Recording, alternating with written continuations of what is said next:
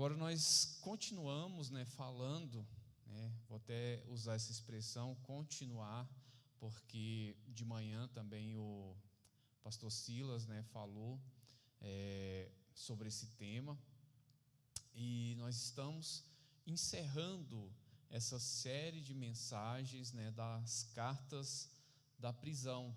Então, hoje é a última carta, e é a carta de Filemon.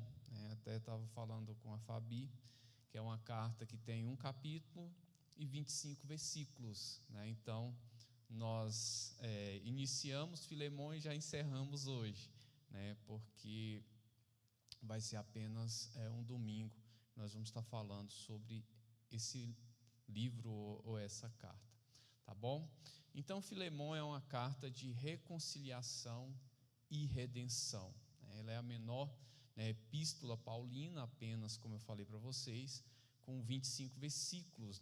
Ela aborda a escravidão, perdão e igualdade em Cristo. Esse é o cenário que nós vamos ver, estudar um pouco, refletir um pouco sobre essa carta. Filemon era um cristão rico e tinha um escravo. E esse escravo, ele foge, mas ele tem um encontro com Paulo, e ali ele aceita Jesus. E aí tem todo o contexto onde que Paulo vai trabalhar nessa reconciliação com o seu dono, vai trabalhar também a questão do escravo, e ele vai trabalhar na vida de Filemon de uma forma que ele venha a agir como um cristão. E é nisso que nós vamos traçar a palavra dessa noite. E aí nós temos, primeiramente, um contexto histórico que para a gente lembrar, para a gente até montar um pensamento, até se aproximar um pouco dessa época. Primeiramente, a prisão em Roma, que Paulo estava preso. Ele escreve essa carta aí no período entre 61 e 63. O importante da gente estar frisando é que Paulo ele estava preso em uma prisão domiciliar. Então, era um local onde até ele mesmo pagava ali o aluguel daquela residência e tal, mas não deixa de ser uma prisão.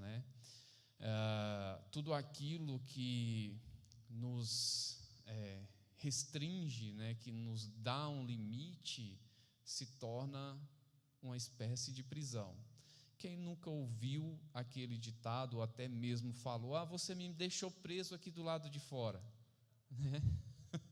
Mas como assim, uai? Você tem tudo para você usufruir, mas você não consegue entrar na sua casa, sei lá, a esposa levou a chave ou perdeu alguma coisa assim, você fala: mas você me trancou do lado de fora. Como assim? Mas a gente está restrito a algo que a gente deseja. E imagine uma prisão. Quem já esteve preso sabe, quando limita a pessoa por algum motivo, ela se sente ali impotente. Então, esse era o contexto de Paulo, como a gente já está estudando tem um tempo. Destinatário, Filemon, como eu falei também, era um cristão rico lá de Colossos. Então, nós estudamos a carta de Colossenses, e havia ali, aí também algo muito importante para a gente começar a pensar. A gente fala sempre, existia ali uma igreja, mas na realidade, até esse momento, ainda não existia uma igreja como nós conhecemos hoje. Então, até pelo costume, pela força do hábito, a gente fala a igreja de Colossos, a igreja de Éfeso, mas na realidade era um local onde eles se reuniam. ainda não tinha toda essa formatação que nós temos hoje. E a casa de Filemon era um desses locais. Então, eles se reuniam, para assim cultuar e aprender mais do Evangelho. Onésimo, que é o escravo fugitivo, convertido por Paulo. E aqui é até algo muito tremendo que nós vamos estudar hoje, nós vamos ver durante essa palavra, que ele foge, mas aceita Jesus, e depois retorna como livre, escravo perante as questões sociais, mas livre em Cristo. Isso é tremendo. Sociedade romana, qual era o contexto daquele momento? De 30% a 40% da população era escravo. Então, por isso que Paulo ele vai usar muito a expressão, olha, eu sou escravo de Cristo, eu dependo de Cristo, meu Senhor é Cristo, para que as pessoas que escutassem ele tivesse esse entendimento do que é estar submisso a Cristo. Por isso que ele usa muito essa expressão, olha, eu sou não prisioneiro do Império Romano, não estou debaixo do jugo, deste império, mas eu estou debaixo da vontade do meu Jesus Cristo. Então, ele usa muito essa expressão, e por isso que eu trouxe esse cenário aqui para a gente tentar fazer uma viagem, um pouco lá naquela época, entender um pouco desse contexto. Então, vocês imaginam, de 30 a 40 é quase a metade da população. Então, havia uma grande massa ali que vivia sobre essas condições. Então, Paulo, ele traz essas realidades. Os 2 versículos que nós vamos estar refletindo um pouco, está lá no versículo 4 e no versículo 15, que ele diz: graça dou ao meu Deus, fazendo menção de ti, sempre em minhas orações, ouvindo o teu amor e a fé que tem para com o Senhor Jesus Cristo e para com todos os santos. Paulo aqui ele já dá uma visão do que ele achava de Filemon, do que ele recebia de informação sobre esta igreja, essa célula, vamos dizer assim, que existia ali naquele local. Então ele sabia que era um homem temente a Deus, de um homem que amava a Deus, mas agora está passando por essa situação. E é interessante que a carta ela é direcionada para solucionar essa questão, a questão de um senhor, de um patrão, de um dono e de um escravo que havia fugido. Então, Paulo ele escreve para resolver todas essas questões.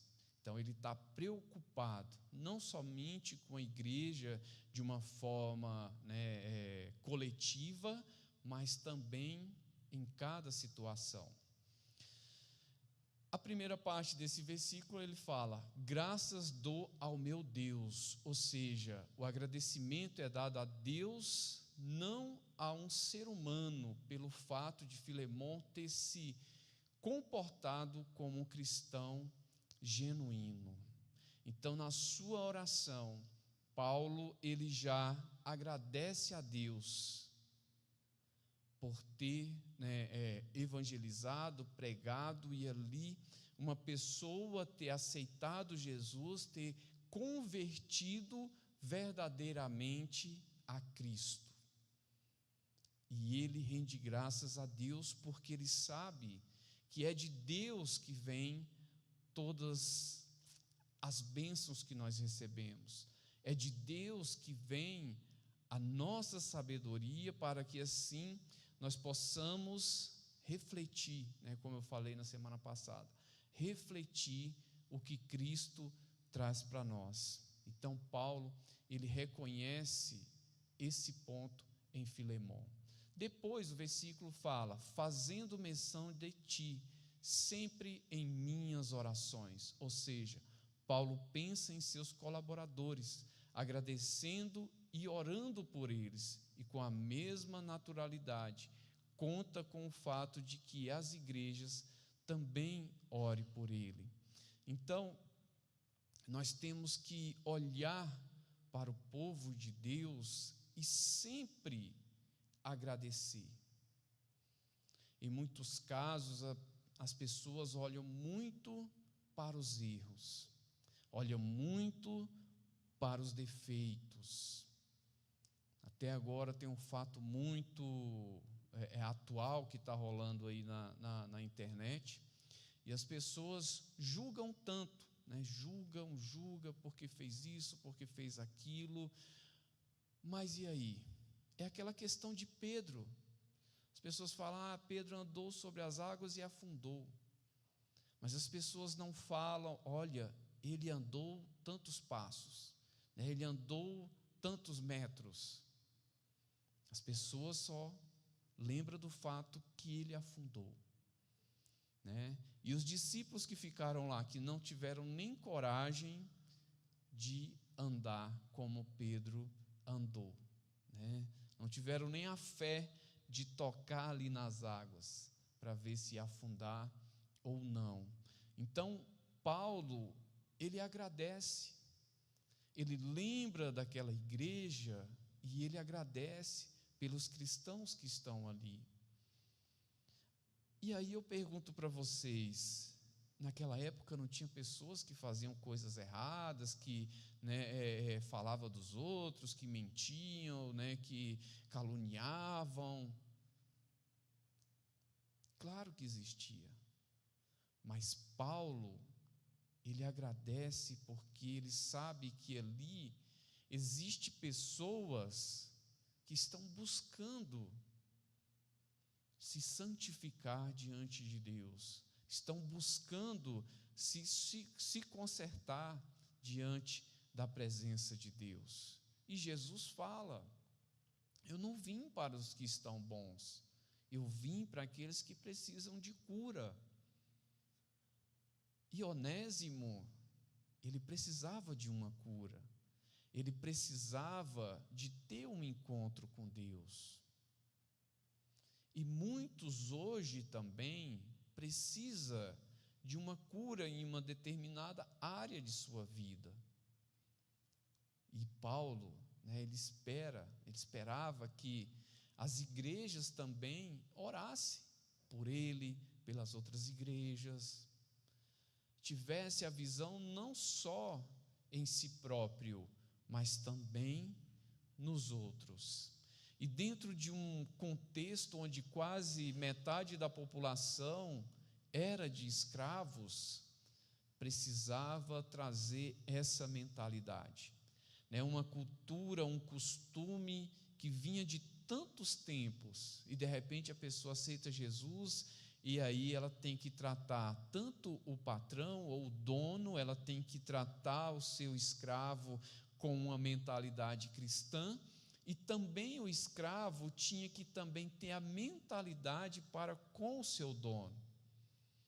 E isso nos traz muito a refletir sobre o nosso posicionamento, porque também nós vivemos, né, não na situação de escravos, mas nós vivemos em um contexto onde, em um momento, eu posso estar certo em algum assunto com a minha esposa, ou no meu trabalho, ou em alguma situação da minha vida, e em outro momento, a outra pessoa também pode estar certa. Em um momento eu recebo uma ordem do meu patrão, outro momento eu direciono uma instrução para aqueles que estão ali sobre os meus cuidados.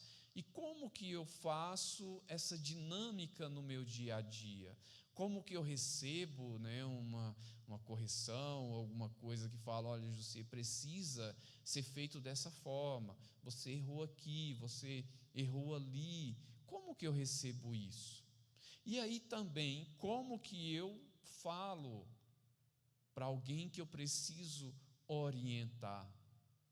Nós, como cristãos, nós precisamos, justamente nessa área, refletir Cristo. E aí, nesse ponto que Paulo, ele vai trazer todos esses ensinamentos. E aí a gente pergunta, por que essa carta está aqui na Bíblia? Né? Era uma questão ali específica, porque ela traz justamente essa questão, né, esse ponto da reconciliação, da restauração, né, do relacionamento que nós temos. Então Deus, na sua infinita sabedoria, Ele, né, direciona para que esse livro esteja aqui nas Escrituras, para que eu e você, né, possamos entender, através desse exemplo, né, como que nós devemos nos comportar, né, como que nós devemos agir em determinada situação. Depois, né, no versículo ele fala: ouvindo o teu amor e a fé que tem para com o Senhor Jesus e para com todos os santos. Então, ou seja, Paulo ouviu acerca do amor de Filemon. Mesmo não tendo a velocidade da informação que nós temos hoje, Paulo tinha escutado. Olha, Filemon lá em Colossos, ele estava em Roma, né? Paulo estava em Roma, é um homem de Deus, é um homem que abriu a porta da sua casa para que, né, os cristãos se reunissem ali, né? Então Paulo tinha esse conhecimento daquele homem que ele tinha, que tinha aceitado Jesus, hoje estava frutificando. Então, antes de Paulo tratar da questão, ele fala: olha, eu sei que você é um cristão temente a Deus, eu tenho, né, escutado do que você tem feito, para depois tratar da causa raiz. E hoje nós queremos resolver tudo, né, de uma hora para outra, né, no preto, no branco, e de repente a gente precisa conversar com Deus. Precisamos expor a nossa situação para Deus, né, ter esse momento com Deus. Mesmo Deus vendo o amor que você tem, né, para com Ele, mesmo Deus vendo a sua determinação em adorá-lo, em conhecer a vontade dEle, em estar na casa dEle, Ele quer ouvir a respeito de você. Ele quer ter, né, essas informações, mesmo ele já sabendo, mas ele quer ouvir da nossa boca. Ele quer ter esse relacionamento. Ao mesmo tempo que, né, nós temos essa distância, nós podemos encurtar esse relacionamento com o nosso Deus. Então o apóstolo, ele dá graça, ou seja, sempre quando em oração, ele pensa em Filemon. É um hábito que a igreja não pode deixar se perder. Quando nós estamos orando, nós lembramos daquele nosso irmão, nós lembramos daquela situação que está acontecendo lá na família que nós conhecemos, no parente que nós desejamos tanto que ele venha para Cristo.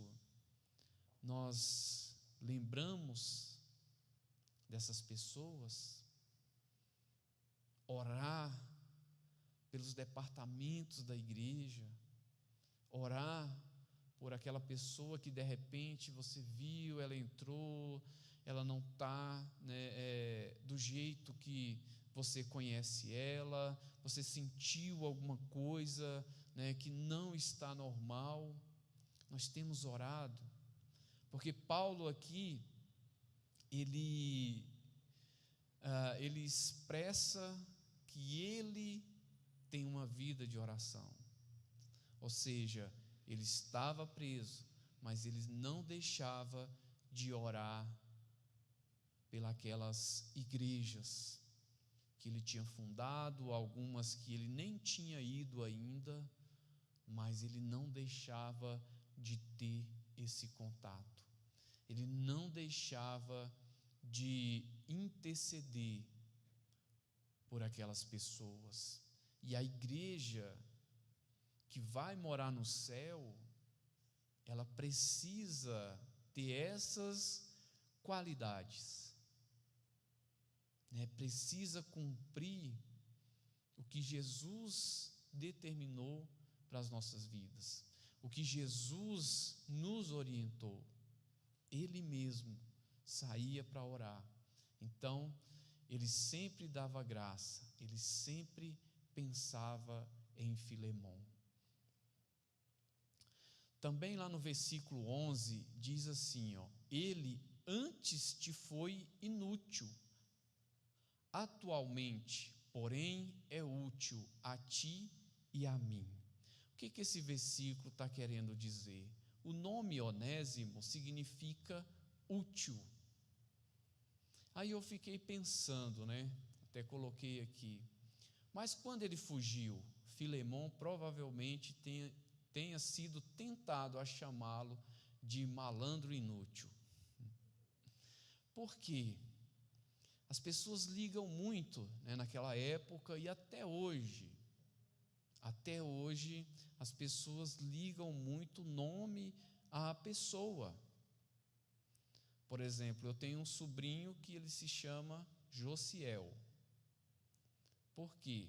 Porque a minha cunhada, né, viu, né, Jussier, um homem bem-sucedido, né, e tal, todas essas características, e ela quis colocar o nome do meu sobrinho aproximadamente parecido com o meu. Ela falou assim, não, eu quero que ele seja como Jussier, né? E naquela época também tinha muito isso, né? Aliás, nós temos hoje o que, né, veio lá de trás.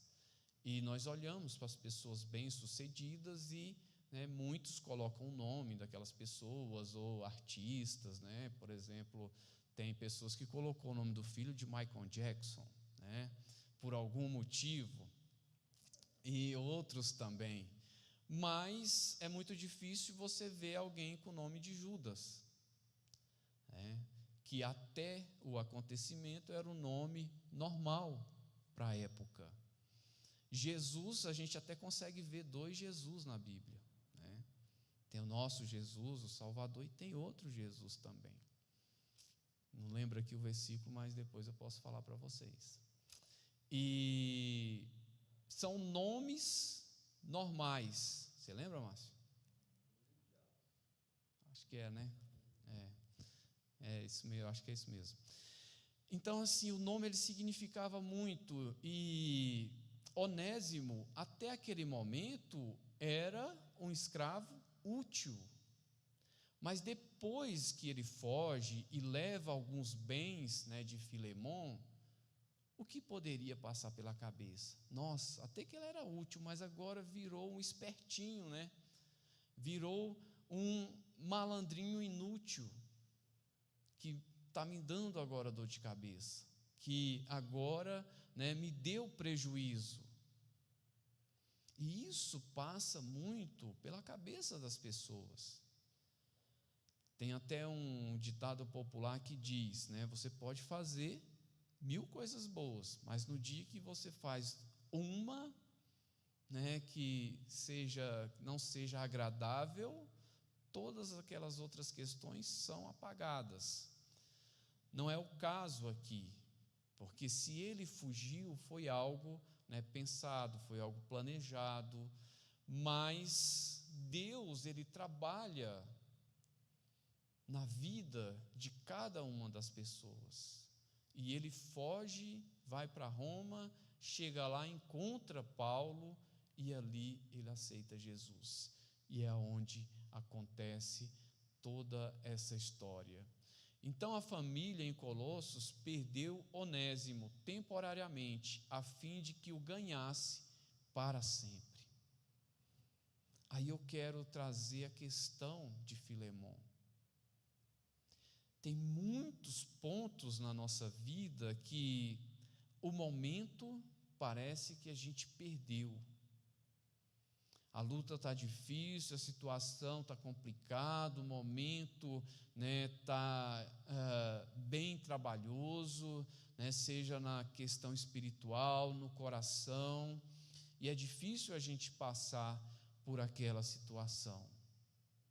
Mas, como Filemon, nós precisamos entender o propósito de Deus. Aqui não fala como que Filemon estava diante daquela situação, com aquele escravo que saiu, que fugiu com os bens que ele levou e tal, mas a gente pode imaginar que a pessoa não fica satisfeita. A pessoa ela fica triste, ela fica decepcionada, talvez até por conta de ter ajudado, talvez até por conta de ser uma pessoa ingrata, tudo isso pode ter passado na cabeça de Filemon, por que ele saiu, por que ele fugiu. E nós também passamos por situações parecidas, em pessoas que são ingratas conosco, em aquilo que a gente faz, em muitos casos as pessoas não reconhecem, mas depois que tudo isso aconteceu, Filemon recebeu aquele escravo de volta.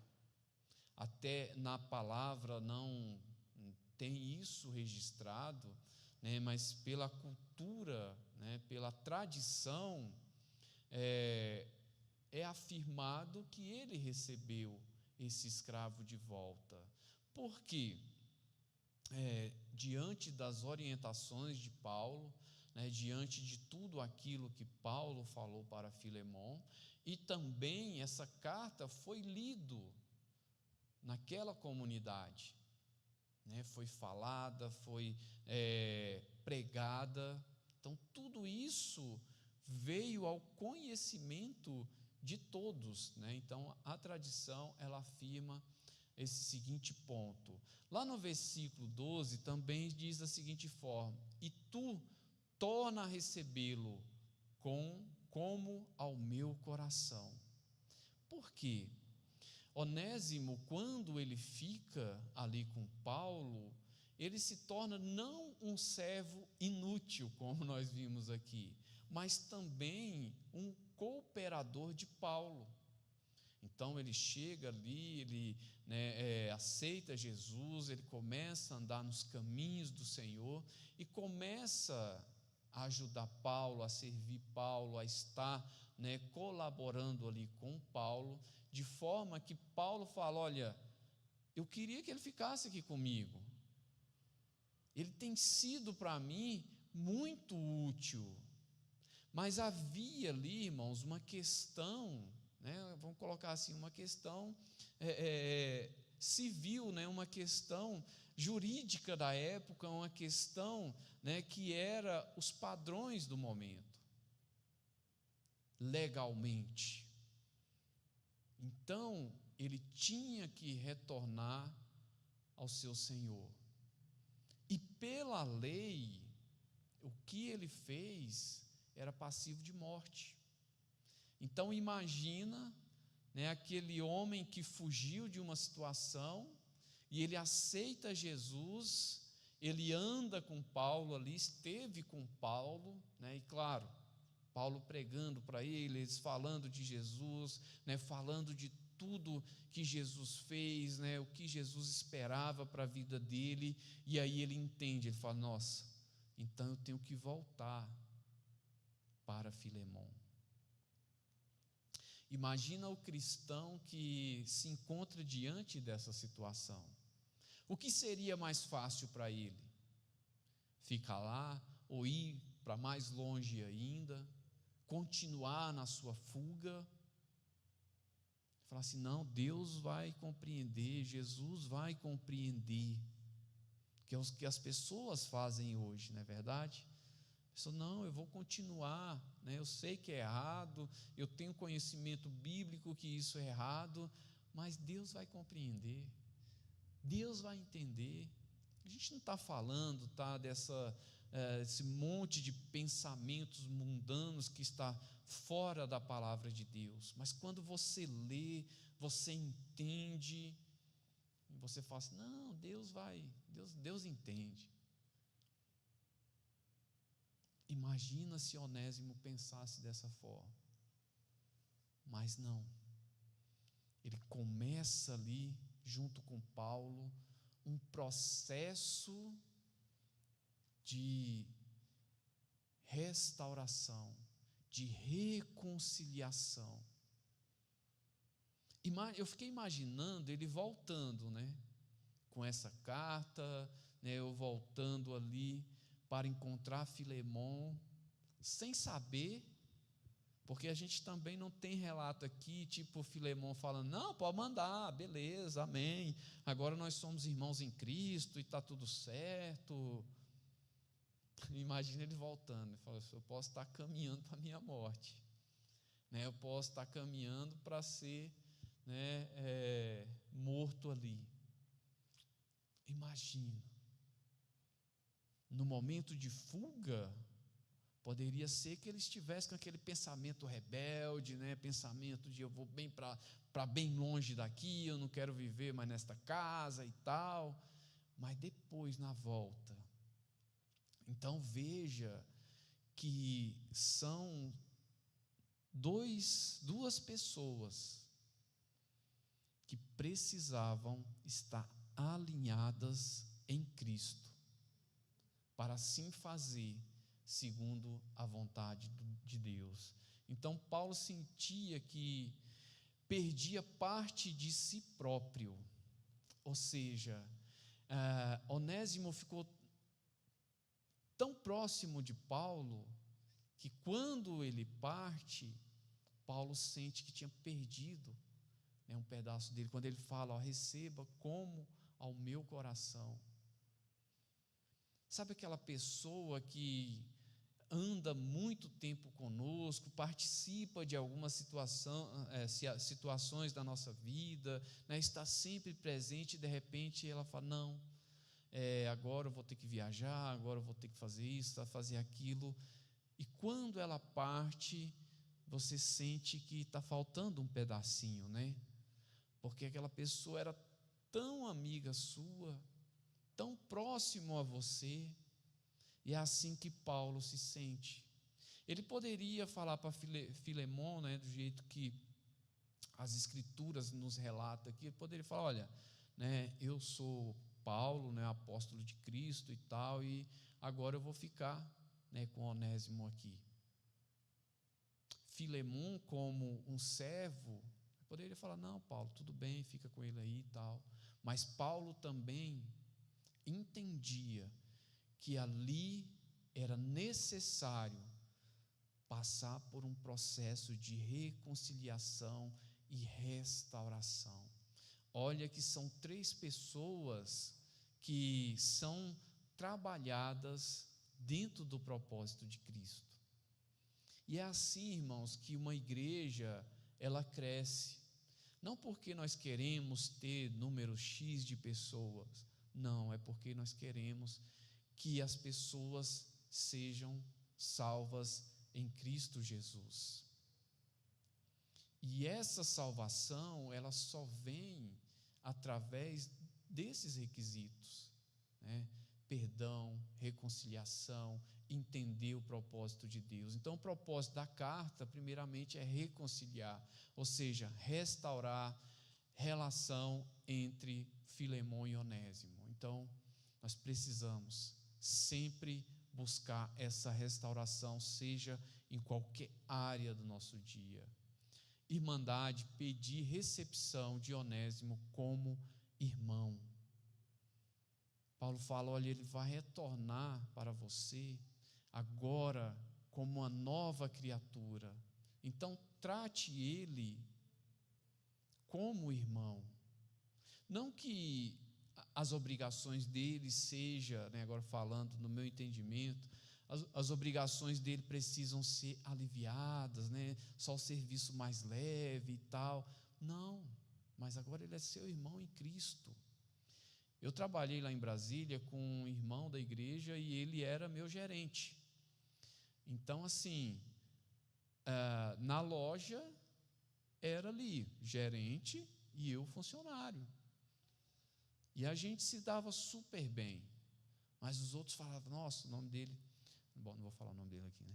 O nome dele era fulano, e falavam, não, fulano é muito chato, fulano faz isso, fulano fez aquilo, fulano assim e tal.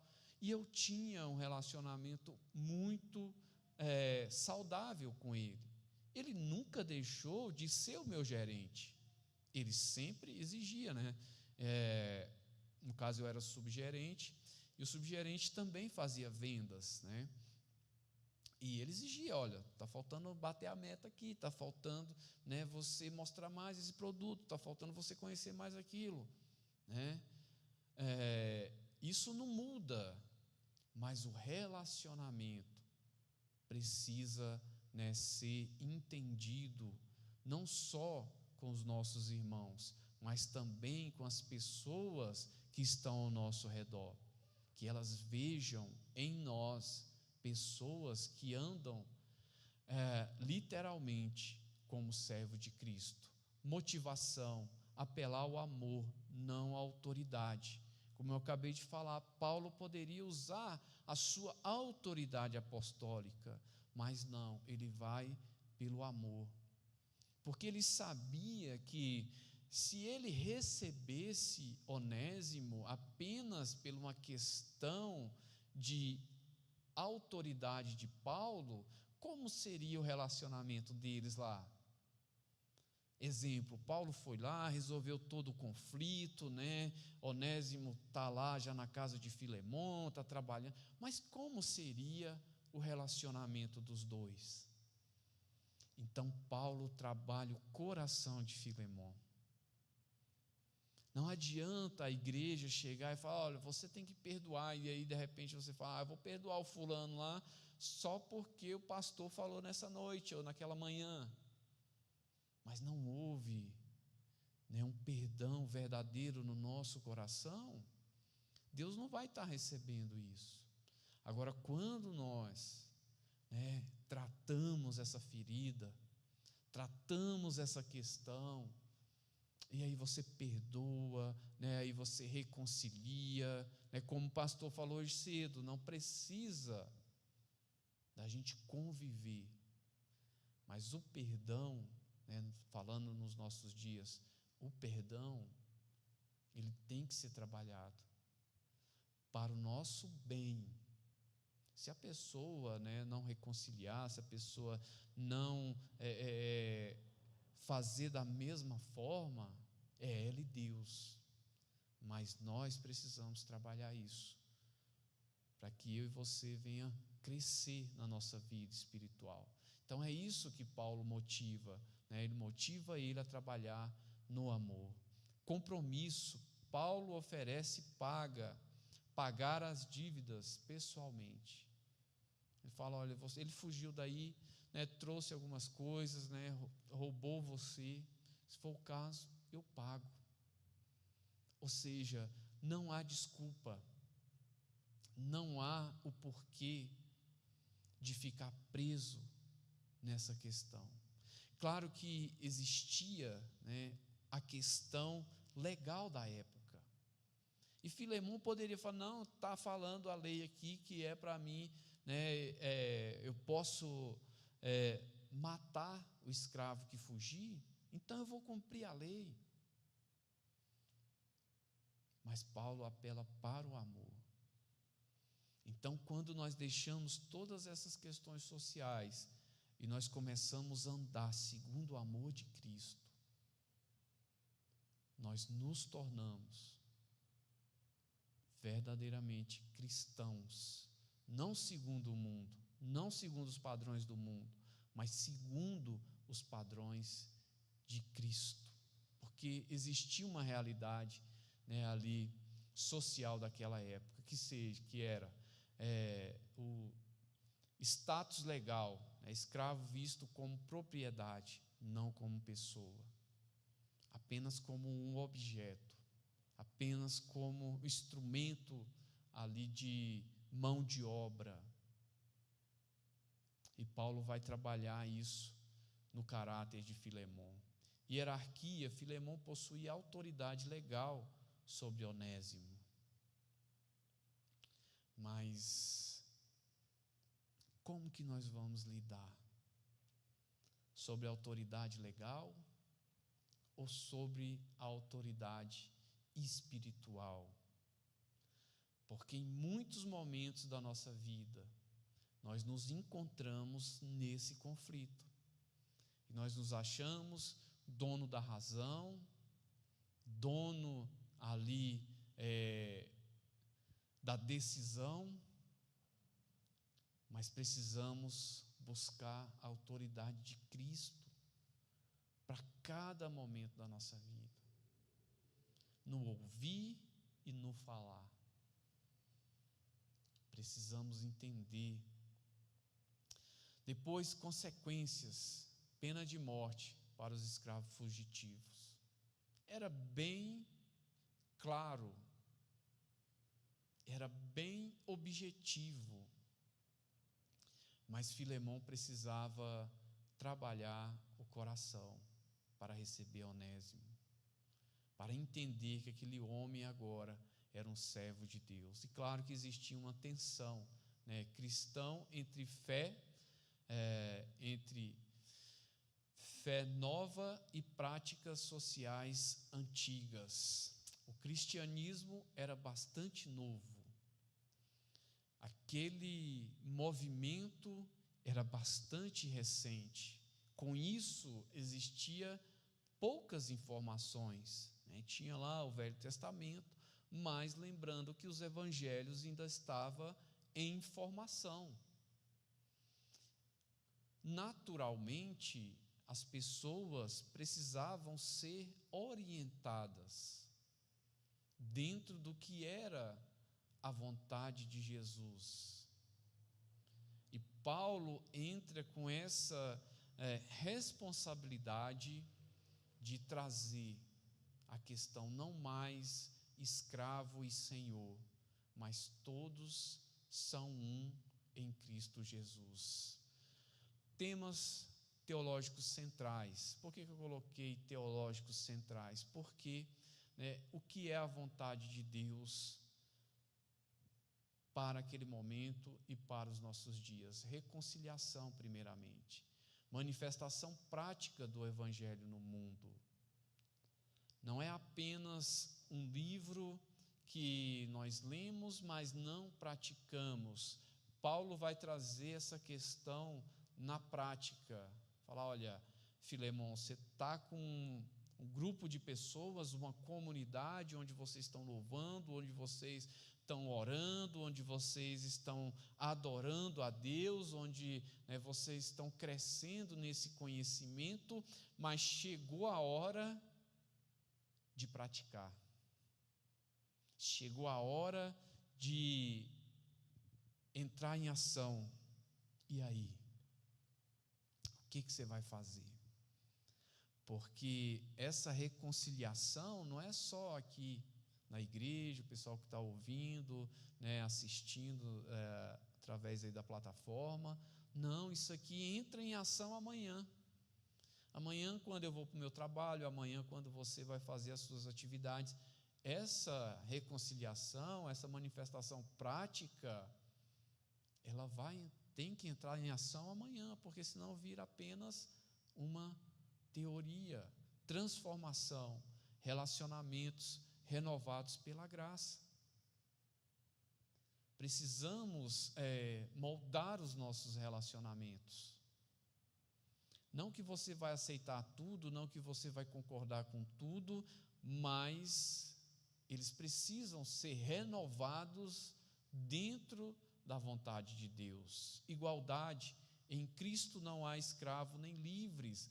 Lá em Gálatas 3:28 diz: já não há judeu nem grego, não há também escravo nem livre, nem homem nem mulher, pois todos vós sois um em Cristo Jesus.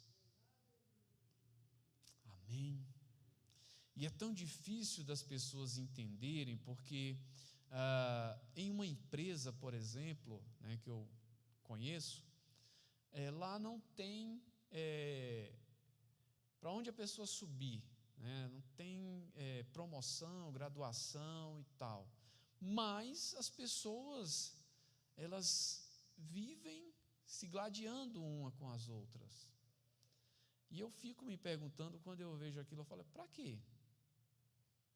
Se tivesse, mesmo se tivesse, não seria justificável, mas eu fico me perguntando o porquê, né?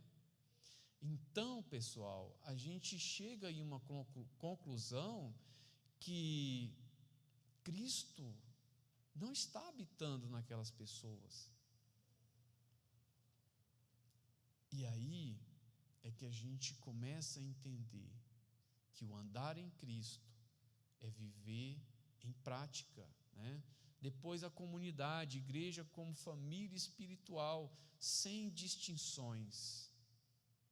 A partir do momento que nós somos uma mesma família, não há distinção. Não há alto, como diz aqui, não há alto, não há pequeno, feio, bonito, homem, mulher, velho, novo. Não. O que há é a unidade em Cristo Jesus. A igreja sendo, né, um exemplo para a sociedade. Como o pastor sempre fala, o pastor Silas sempre fala aqui, as atividades que nós temos aqui na igreja durante a semana, as pessoas que vêm tomar banho aqui na igreja, as ações que a igreja, mesmo sem, com os recursos, humanamente falando, limitados, mas em Deus nós conseguimos levar essa unidade para aqueles que estão precisando. E eles vão ver a diferença através da sua vida. Então a estratégia de Paulo era confiança, demonstrar certeza na resposta positiva. Depois garantir, colocar-se como fiador das dívidas lá de Onésimo. Vou passar um pouquinho mais rápido aqui, que nós já estamos um pouco avançados. Criatividade, jogo de palavra. Ele fala, Onésimo significa útil. Ele fala, talvez se Filemão tivesse pensando, a gente está fazendo uma suposição, que ele era um inútil. Paulo fala, olha, ele foi muito útil para mim aqui, e quando você receber também, você vai receber um novo homem. Então trate ele como um servo de Jesus. Persuasão, usar o amor em vez de autoridade.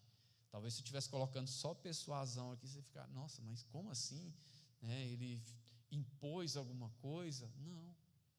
Essa persuasão é mostrar o amor de Deus, mostrar que através do amor você pode achar a solução para aquilo que você está achando de repente tão difícil, seguindo, o padrão de Cristo.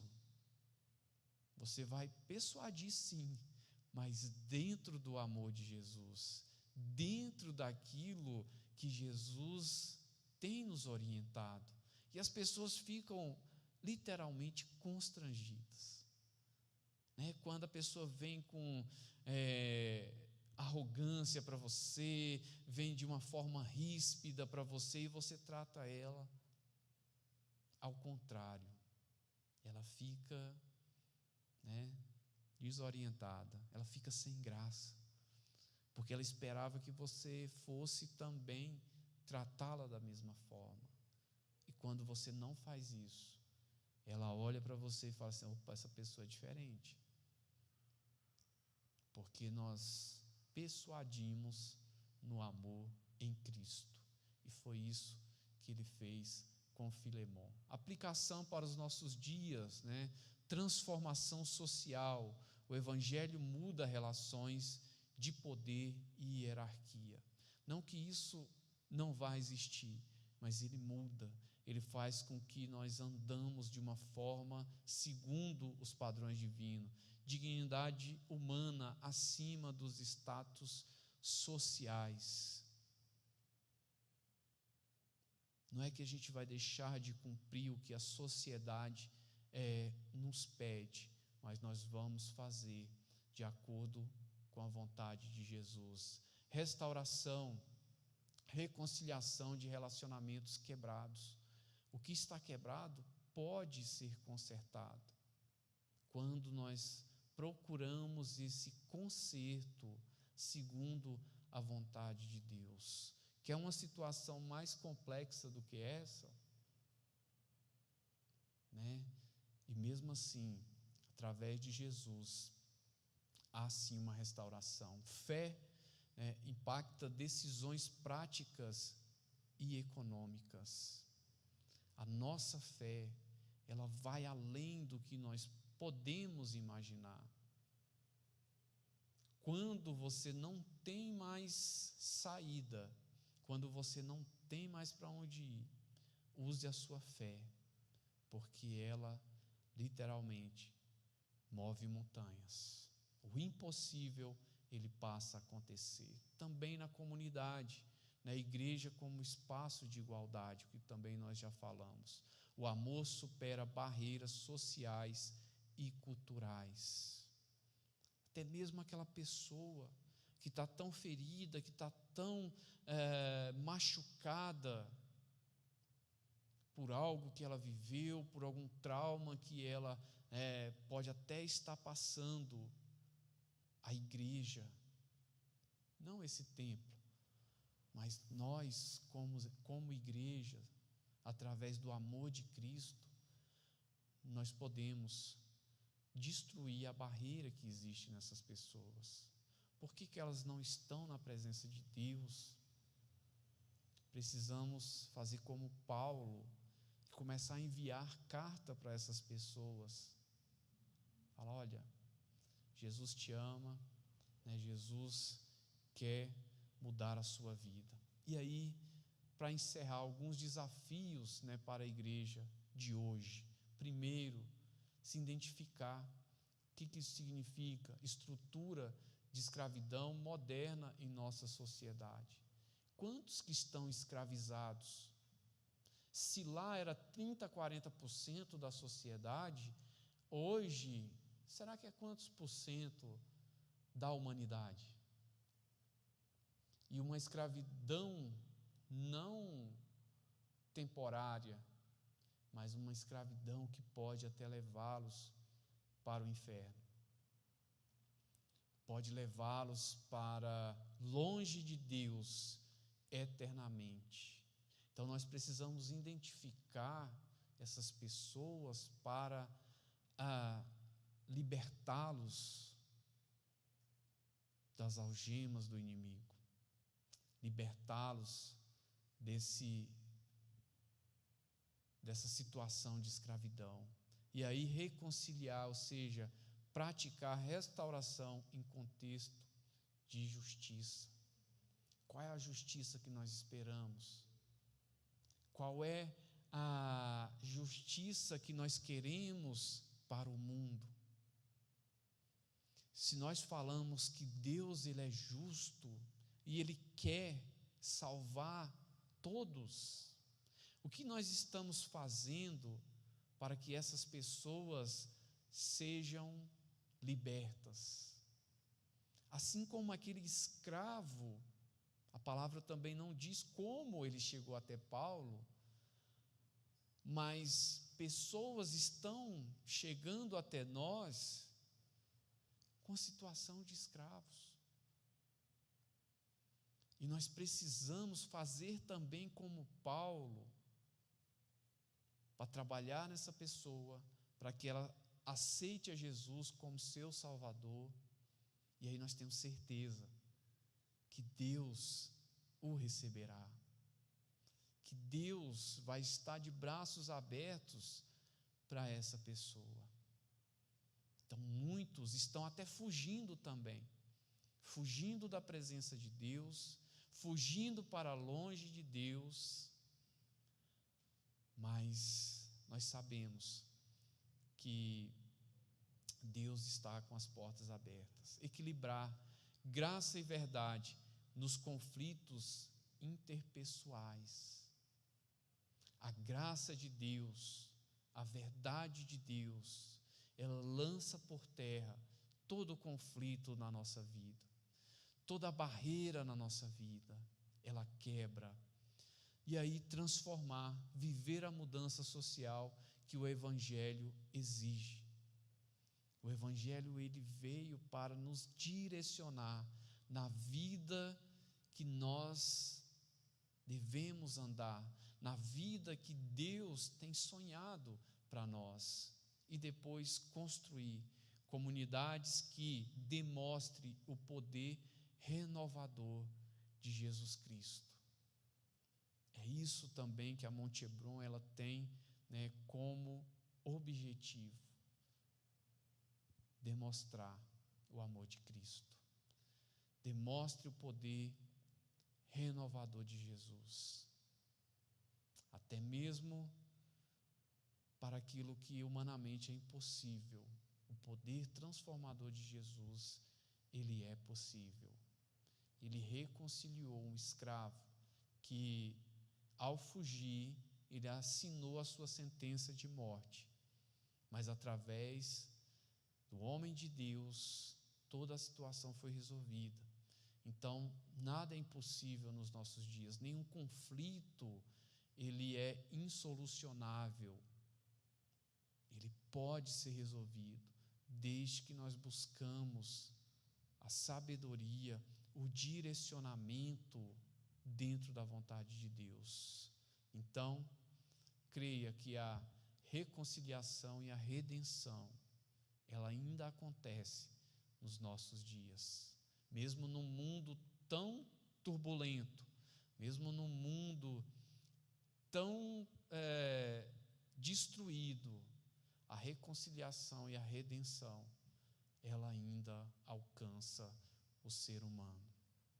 Tudo isso debaixo do sangue de Jesus. Amém? Feche seus olhos. Ó Deus, que essa palavra seja rema no nosso coração, Pai, que ela nos edifique, que ela, Deus, nos ensine, Pai, a trabalhar nos conflitos da vida, Pai, a ajudar aqueles que estão necessitados, Senhor, que nós possamos, ó Deus, fazer segundo o Teu servo Paulo, ó Deus, e trabalhar, Deus, na reconciliação, ó Pai, na redenção daqueles que estão, ó Deus, em muitos casos, fugitivos da Tua presença, Senhor Deus, que saíram, ó Deus, do Teu caminhar, que nós possamos, ó Senhor, caminhar, ó Deus, em direção a essas pessoas, e assim elas venham, Deus, reconhecer que o Senhor é o caminho, a verdade e a vida, e ninguém vai ao Pai a não ser por Ti. Nisso, ó Deus, nós Te agradecemos e Te louvamos nesse momento, em nome de Jesus. Amém.